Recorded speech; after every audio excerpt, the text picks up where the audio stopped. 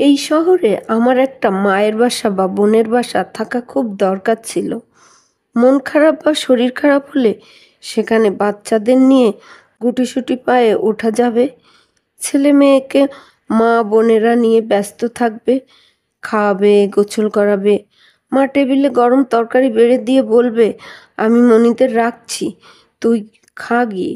আর আমি মুরগির হাড়গুলো চাবাতাম একদিন। কোনো তাড়া থাকতো না।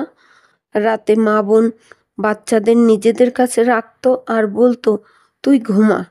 আমি দুনিয়ার সব ভুলে একটা ঘুম দিতাম। এক ঘুমে কয়েক মাসের ক্লান্তি ভুলে যেতাম। আসলে এগুলো অলস মস্তিষ্কের কল্পনা। এই শহরে এক প্লেট ভাত খেতে চাইলে আমাকে চাল ফুটিয়ে নিতে হবে। দম বন্ধ লাগলেও আমার রুমটায় বসে একই রুটিনে জীবন কাটাতে হবে।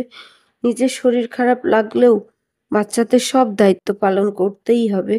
কারো কথায় আচরণে কষ্ট পেলেও চোখের পানি একাই মুছতে হবে।